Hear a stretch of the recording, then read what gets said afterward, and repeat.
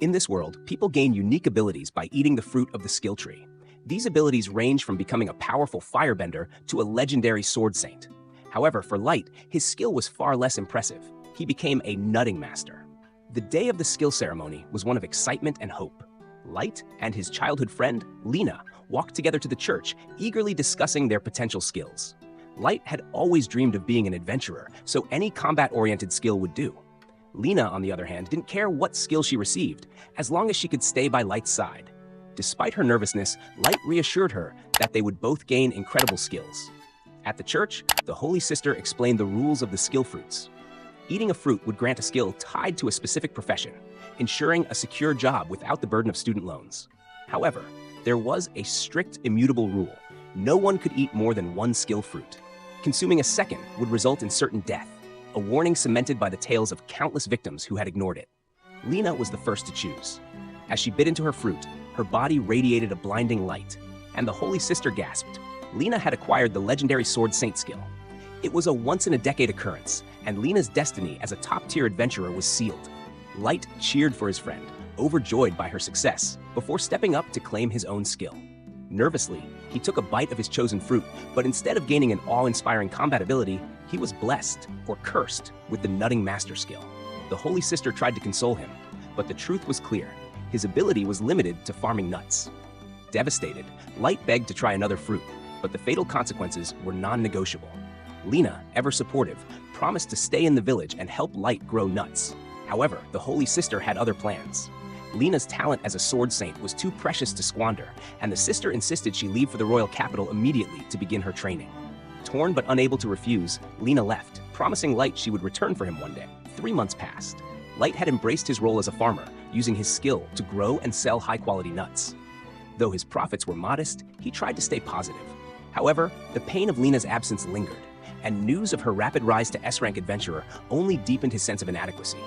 Despite his skill's limitations, Light trained tirelessly, hoping to awaken a hidden talent. Day after day, he practiced with a sword, striking at a tree stump in vain. Exhausted and disheartened, he questioned whether Rena still remembered him, or if her new life had erased their bond. One evening, his young ward, Aya, interrupted his spiraling thoughts. Orphaned and abandoned by the village chief, Aya had been taken in by Light, and the two had since formed a makeshift family. She invited him inside for dinner, proudly serving a stew she had made. Light praised her effort, but as he ate, Aya casually mentioned using the special fruits he had stored in boxes marked with skull symbols. Panic set in. Those fruits were skill fruits, and consuming more than one was supposed to be fatal. Light braced himself for the end, his body racked with heat and pain. Yet, as moments passed, he realized he wasn't dying. Instead, a surge of power coursed through him, accompanied by the emergence of a second skill, Sword God. Aya, too, began experiencing changes. She had unknowingly acquired an appraisal skill from the stew and could now read Light's abilities. To their astonishment, his nutting master skill granted immunity to nut-based toxins, allowing him to survive the second fruit. The Sword God skill dramatically boosted his attack power and magic resistance when wielding a sword, making him far more powerful than he'd ever dreamed. Eager to test his newfound strength, Light raced to the forest. With a single swing of his sword, he effortlessly cleaved the tree stump and the massive tree behind it in two. Overwhelmed with excitement, he decided it was time to pursue his dream of becoming an adventurer. The next day, Light ventured to the guild, determined to prove his worth. For the first time in his life, he felt that his dreams were within reach. Armed with his newfound skills and an unwavering determination, Light prepared to carve a new path for himself, one that would reunite him with Rena and allow him to stand beside her as an equal. Light had always dreamed of becoming an adventurer, and today might be his chance. After gaining his newfound powers, he visited the Adventurers Guild to officially begin his journey. Turning to Aya, he said, "Stay here on this bench while I grab us a quest," and headed to the front desk. As Light stepped away, Aya, brimming with curiosity, used her newly acquired appraisal skill to scan the other adventurers in the guild. She was amazed by the wide variety of skills people had, from elemental magic to combat mastery. But she also found some skills shockingly useless, like one man who had a self-damaging ability. Just then, a commotion broke out near the front desk. Looking over, Aya saw Light in the middle of an argument with another adventurer. The man at the center of the dispute recognized Light as the nut seller from the market and mocked him, claiming that someone like Light didn't belong in the guild. But Light ignored the taunts entirely and calmly turned to Aya, saying, "Let's go." The man, offended by being ignored, lashed out and attacked Light with his sword. However, thanks to his sword god skill, Light's reflexes were far superior, and he effortlessly blocked the strike. Shocked, the man stumbled back, realizing that Light wasn't the easy target he'd assumed. Seeing that Light wasn't someone to mess with, the man's friends quickly intervened, convincing him to drop the matter. Claiming he hadn't been serious about the attack, the man and his group stormed off to their first mission. Shortly afterward, Light and Aya left the guild, their first quest in hand. Their mission took them to the rocky plains, where Light couldn't contain his excitement. "Stay close to me," he told Aya. Soon they spotted their target, a slime monster gliding across the distance. Light approached cautiously, trying to sneak up on it, but the slime noticed him right away. Forced to abandon stealth, Light charged forward, slicing the slime in half with a single swing. The ground cracked beneath his blade, a testament to his overwhelming strength. Aya cheered for Light's first successful quest, but they still had work to do. To complete the task, they needed to carve up the slime's remains and return the parts to the guild for payment. Aya hesitated, feeling bad about cutting up the creature, but Light reminded her that the reward would be enough to buy pizza. With her moral qualms vanishing at the thought of pizza, Aya eagerly helped dissect the slime. Their task was interrupted by a distant shout. Rushing toward the sound, they found Jean, the adventurer who had mocked Light earlier, and his party under attack by a massive ogre. The group had picked an easy slime quest, but had run into this far deadlier creature by mistake. The ogre swung its massive club, forcing the group to dodge. They were clearly outmatched. Jean, spotting Light, quickly came up with a plan. He and his friends ran straight toward him, hoping to use Light as bait to escape. Realizing their intention, Light sighed. "Figures," he muttered. With the ogre now focused on him, Light had no choice but to fight. As the ogre swung its club, Light dodged, but Aya reminded him that his sword god skill didn't boost his defense. One mistake could be fatal. Undeterred, Light resolved to push himself. "If I want to be the world's greatest adventurer, I have to overcome this," he thought. Channeling his newfound strength, Light leapt into the air, dodging another attack, and slashed the ogre's club in half. The creature roared in frustration, but Light was undeterred. In one swift motion, he brought his blade down, cleaving the ogre in two. Jean and his friends, watching from a nearby hill, were left speechless. Later, back at the guild, Light handed over the slime parts and the ogre horn as proof of his success. The receptionist was skeptical at first, but Jean's friends backed Light's story, confirming that he had defeated the ogre single-handedly. The receptionist, now impressed, prepared his reward. As Light waited, Jean and his friends thanked him for saving their lives, albeit somewhat begrudgingly. The guild's atmosphere suddenly shifted as a crowd gathered near the entrance. Jean explained that the S-rank party had just returned, and among them was Lena, Light's childhood friend and the person he'd been striving to catch up to. This was the first time he had seen her in 3 months. Excited, Light approached Lena, calling out to her. But to his shock, she looked at him with cold eyes and said, "I've never met this man before in my life," and thus, episode 1 concluded. Takumi is unexpectedly summoned to another world, finding himself standing before the goddess Nolan. However, the first thing she does is apologize sincerely, explaining that it was all a huge mistake. When the summoning spell is cast, it randomly selects individuals from Earth to become heroes in the new world. Takumi's life had been going well, and he was never meant to be summoned, but an error during the spell dragged him here along with the others. The mistake is blamed on the Holy Sidonia Empire, who recklessly activated the forbidden summoning spell. Because of this, Takumi was not sent to Sidonia like the other heroes, but instead to Nolan. Takumi asks Nolan if she can send him back to Earth, given that he was brought here by mistake. Unfortunately, Nolan explains that she cannot. Out of frustration over Sidonia's actions, Nolan had erased the summoning spell from the world's magic laws, making it impossible for anyone to move between worlds anymore. Worse yet, Takumi's original body had perished in the process, leaving him as a disembodied spirit. Panicking at the realization that he's a ghost, Takumi is reassured by Nolan that she has a plan. While she can't send him back, she can give him a new body and allow him to become a citizen of this world. As an apology, Nolan also offers him her blessing to make his new life easier. Takumi, with little choice, agrees to be reborn in this world, which pleases Nolan. She then instructs him to open his status screen to review his new life. Takumi is surprised to find that Nolan has given him a 17-year-old body, even though he's actually 40 years old. Nolan brushes off his concerns about the minor details and urges him to choose a job class. Takumi, not wanting to fight, opts for a production-based job rather than a combat class. Nolan then implants the job into his soul, along with several other beneficial blessings. She sends him on his way, forgetting to provide him with any tutorials. Takumi crosses into a forest upon his rebirth, and after picking himself up, checks his reflection in a nearby river. He's now a completely different person, with no memory of his old body. Inside the bag Nolan left for him, Takumi finds food rations and money, ensuring that he won't starve. His status screen reveals that Nolan has equipped him with many useful skills, including elemental magic. Curious, Takumi tests out his new powers by forming a water ball in his hand. He quickly learns that all the elements work in the same way, and he can control them with ease. Now that he understands his magic, Takumi decides to head to the nearest village. On his way, Takumi stumbles across a stick lying in the path. Using his appraisal skill, he identifies it as Trent wood, a material useful for crafting magic staves and spears.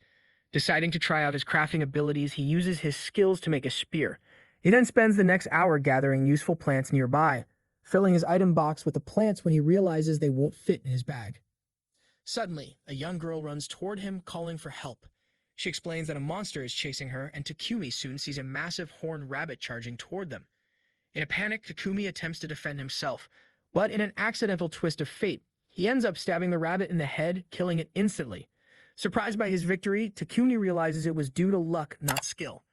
As a result of the encounter, Takumi gains the job title of warrior, a class he didn't want. After ensuring the girl, Molly, is unharmed, Takumi learns she was out gathering herbs where she wandered too far from the village. Takumi, feeling it would be wasteful to leave it behind, stashes the rabbit in his item box. Realizing too late that he revealed his ability, he decides there's no turning back. As they approach the village, the other summoned heroes are arriving at Sidonia, confused and disoriented. They are introduced to Empress Elizabeth, who tells them they have been summoned to save the world. However, one of the heroes, Akana, feels instinctively that Elizabeth cannot be trusted, as her gut tells her the Empress is deceptive. Meanwhile, Takumi and Molly arrive at the village where her parents, Banga and Martha, express gratitude for Takui's help. Takumi asks if he can stay in the village for a while, as he has nowhere else to go. The couple welcomes him but explains that there is no inn in the village. However, they suggest building him a house, and soon all the villagers gather to start construction. Takumi uses his earth magic to flatten the ground, but using such a large-scale spell drains his mana.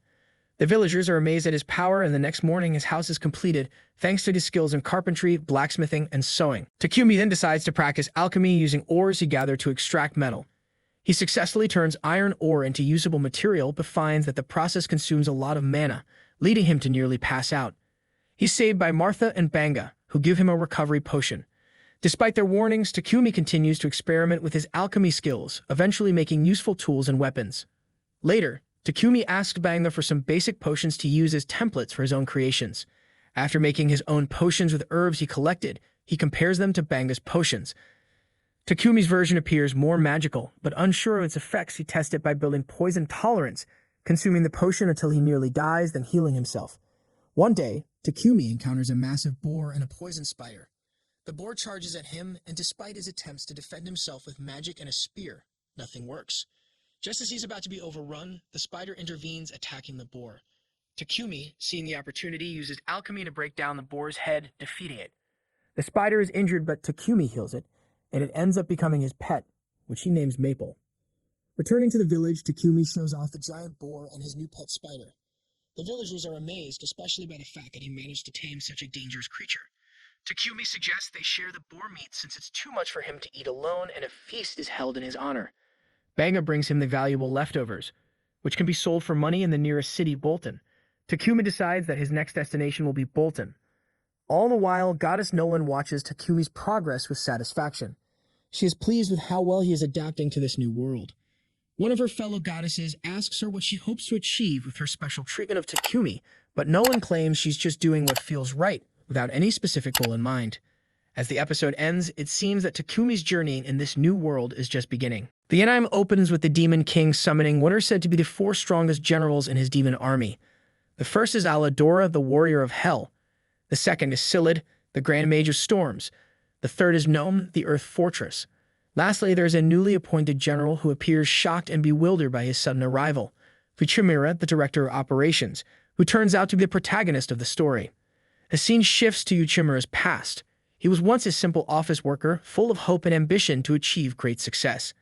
Unfortunately, things didn't go as planned. His colleagues were promoted one after another while he remained overlooked and unappreciated. A turning point came when his manager transferred him overseas to a factory still under construction, an infamous location known as a graveyard for failures.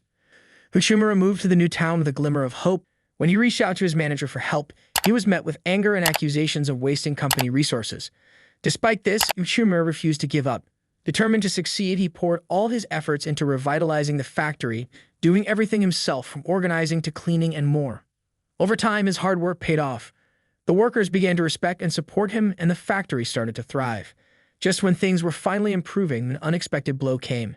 His manager decided to transfer him to another factory in a different country. Devastated, Uchimura questioned the purpose of his efforts. One day, while lost in thought on the street, a motorcycle suddenly hit him from behind. In that moment, he found himself transported to the realm of the Demon King. At first, Uchimura believed he had landed in hell. The Demon King welcomed him warmly, calling him by name. Shocked, Uchimura asked how the Demon King knew his name. The Demon King confidently replied, "Of course I know you, I summon you here." He explained that after reviewing Uchimura's professional history, he was certain Uchimura was the perfect candidate to become the fourth general in his army. But Uchimura, still conflicted, responded that joining the Demon King's army sounded like a descent into the depths of the underworld. However, the Demon King interrupted, assuring him, "I'll provide you with all the benefits and perks you could ask for. You'll have complete freedom to choose anyone you want to work under you, and your salary will match that of top executives in your world." Uchimura was taken aback by the offer, struggling to process what he was hearing. The Demon King added, "If you're not satisfied, I'll send you back to your world." Relieved by the Demon King's respect for his autonomy, Uchimura began to reconsider. The other generals, however, protested. They voiced their disbelief that a weak human like Uchimura could ever become a general in the demon army. Uchimura thought to himself that they were probably right, but the Demon King remained unfazed, declaring, "If all of you object, then we'll put him to the test." Uchimura was stunned. The Demon King explained, "If he passes the test, none of you will have any grounds to object." Mandora, driven by her fascination with the supernatural powers of individuals from another world, decided to test these claims herself. She launched a devastating attack on Uchimura. Before her attack could land, the Demon King intervened, halting her assault. When Mandora demanded an explanation for his interference, he calmly pointed out her tendency to lose control when angered. He directed her attention to Uchimura, who had collapsed from the overwhelming shock of the incident. The onlookers, stunned by the scene, expressed disbelief, noting that Uchimura was nothing more than an ordinary human.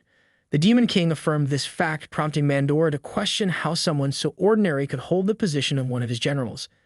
Despite her objections, the Demon King stood by his decision, explaining that Uchimura's presence in the army was deliberate.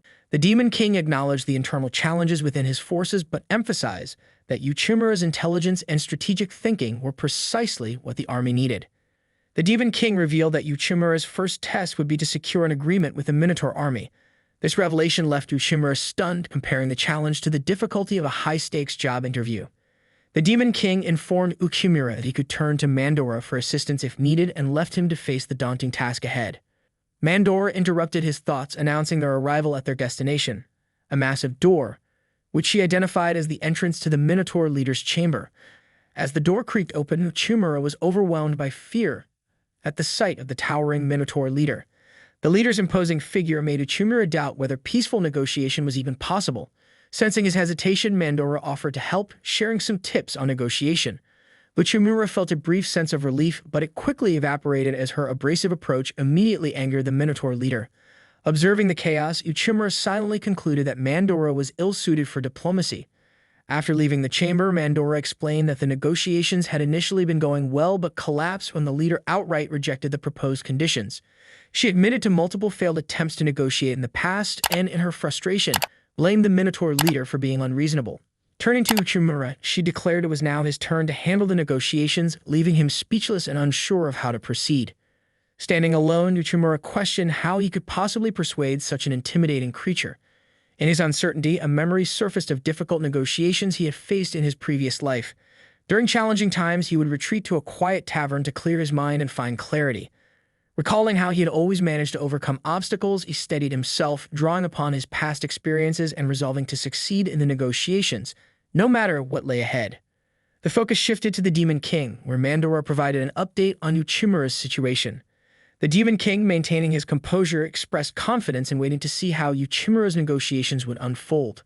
Later, Mandora stumbled upon Uchimura surrounded by piles of trash, rummaging through the mess as requested by the Minotaur leader. Several filled bags sat neatly beside him. She remarked on how quickly he had taken control of the negotiations. The following day, Uchimura entered the Minotaur leader's chamber. Mandora, unable to suppress her curiosity, decided to check on the progress. To her surprise, the room was filled with heaps of the Minotaur leader's trash, but neither Uchimura nor the leader was present. Confused, she speculated that the negotiations might have failed, prompting the leader to leave. At that moment, Uchimura appeared calmly, explaining that the Minotaur leader was with the Demon King finalizing the agreement. Mandora, baffled, demanded to know what had happened.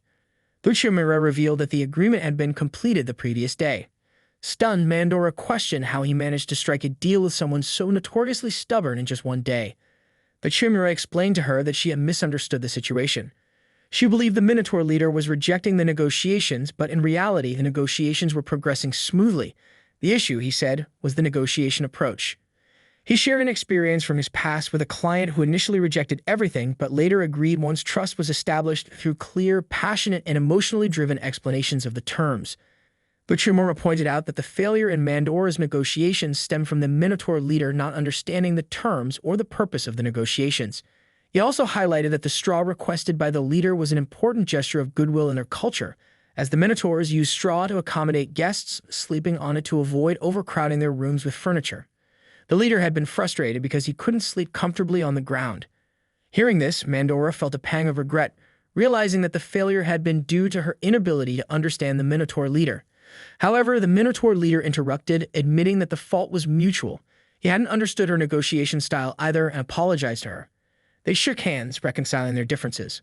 The Minotaur leader then expressed gratitude to Uchimura, thanking him for making the agreement possible. At that moment, the Demon King appeared and praised Uchimura's unique talent for identifying unnoticed problems and resolving them effectively. He then formally welcomed Uchimura as a general in his army, declaring that no one could doubt his abilities after the success of this test. He turned to Mandora, who, though reluctant, finally agreed with the decision. The Demon King then asked Uchimura to extend his hand. He presented him with an emblem symbolizing his status as one of the 4 generals. After putting it on, Uchimura was instructed by the Demon King to always act decisively and do what he believed was right without hesitation. Uchimura felt a deep sense of pride and pledged to fulfill his role with dedication. Mandora, in her usual sharp tone, asked Uchimura to raise his hand. When he seemed confused, she scolded him and explained that this was their way of welcoming new comrades. She then declared that she hadn't fully acknowledged him yet and demanded that he prove himself further by succeeding in more negotiations. The Demon King concluded by stating that the army was still incomplete and had many issues to address. However, with Uchimura leading the way, they would advance and achieve greatness. Standing by the window of his chamber, he reviewed the strategic documents outlining the army's plans, responsibilities that now rested heavily on his shoulders. A former ordinary worker, Uchimura resolved to prove himself and earn the Demon King's trust despite his humble origins. Shaking off the shock, he decided to introduce himself to the other generals whom he had yet to meet. His first stop was General Sid's room. However, Sid's assistant curtly informed him that the general was away and slammed the door before Uchimura could respond. His plans were interrupted when Mandora, one of the Demon King's advisors, appeared with a summons from the Demon King himself. There, the Demon King tasked him with a critical mission, negotiating an alliance with the Ghoul clan. The Demon King explained that while the Ghoul army was as powerful as their own, their relationship had always been tense, marred by mistrust and espionage. Forming an alliance, he emphasized, was crucial to securing dominance. However, the Demon King acknowledged the difficulty of this task, given the clan's history of rejecting such agreements, and expressed unwavering confidence in Uchimura's abilities. Mandora offered to assist, but their collaboration began on a tense note. Before embarking on their mission, Uchimura suggested visiting General None. Mandora, however, expressed frustration, insisting she had other preparations to attend to. After some negotiation, they agreed to divide their responsibilities. At General Nome's training grounds, Uchimura was awed by the discipline and sheer size of her army.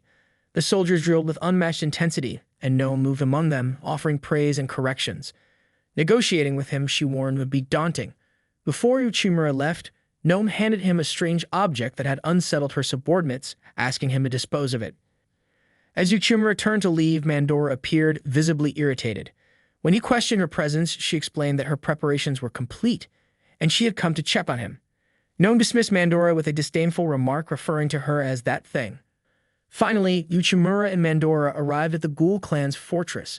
They were made to wait at the gates for hours, a clear intimidation tactic. Mandora grew increasingly agitated, but Uchimura reassured her that such delays were common in negotiations. Eventually, the Ghoul leader's assistant appeared, apologizing for the delay and granting them entry. Inside, they were led to a grand chamber where the Ghoul leader awaited them. He wasted no time directly addressing the purpose of their visit. To their shock, he declared that he would only agree to an alliance if they delivered the head of their own demon king. Mandora, furious at the outrageous demand, was on the verge of an outburst, but Uchimura intervened, calmly responding, "Well, think about it. Thank you for your time." He then led Mandora out of the chamber. Outside, Mandora's fury erupted as she ranted about the leader's disrespect and impossible demand. Uchimura, however, remained calm, explaining that the leader had never intended to form an alliance. By making such an outrageous demand, he sought to shift the blame for the failed negotiations onto them. Their conversation was interrupted by the appearance of the ghoul leader's daughter, Olulu. To their surprise, she pleaded with them to overthrow her father and remove him from his throne. She revealed that the ghoul clan was in financial ruin, with its people struggling to survive. Her father's refusal to adapt or seek alliances had brought them to the brink of collapse. Despite her bold request, Uchimura admonished her for openly discussing such sensitive matters. He emphasized the importance of discretion, earning Olulu's gratitude for pointing out her mistake. To everyone's astonishment, Olulu then asked Uchimura to marry her and take over as the clan's leader. Mandora was visibly furious, but Uchimura, overwhelmed, promised to think it over. Later, while Mandora and Uchimura discussed their next move at a tavern, inspiration struck Uchimura. He realized that instead of focusing solely on the ghoul clan, they could unify the neighboring clans, forming a strong alliance that would force the ghoul leader to the negotiating table. A week later, the ghoul leader summoned them again, enraged that Uchimura had successfully integrated the neighboring clans into the Demon King's army. Uchimura explained that his actions were meant to strengthen the region as a whole, subtly provoking the leader into losing his composure. At that moment, Olulu entered, revealing that she had facilitated Uchimura's efforts to ensure her father couldn't ignore the alliance's benefits. Tearfully, she reminded her father of his past strength and urged him to embrace change for the clan's future. Reluctantly, the ghoul leader agreed to consider the alliance. Days later, Mandora informed Uchimura that the leader had officially accepted. However, Uchimura was now swamped with new responsibilities, including selecting a subordinate from the Demon King's army. Mandora suggested he trust his instincts, but Uchimura admitted he had hoped she could be his partner as he trusted her deeply. Embarrassed, Mandora blushed. Their conversation was interrupted by a knock at the door. Olulu entered, announcing that her father had entrusted her with significant responsibilities within the clan. She thanked Uchimura for helping her grow. She also expressed her willingness to do anything to repay him. To Mandora's dismay, Uchimura asked Olulu to become his partner. Olulu immediately agreed, leaving Mandora visibly jealous. As Mandora declared herself Uchimura's rival, he smiled wryly, reflecting on the progress they had made. Yet he reminded himself that with great gains came even greater risks. Resolving to remain vigilant, he steeled himself for the challenges ahead, ready to serve the Demon King's army.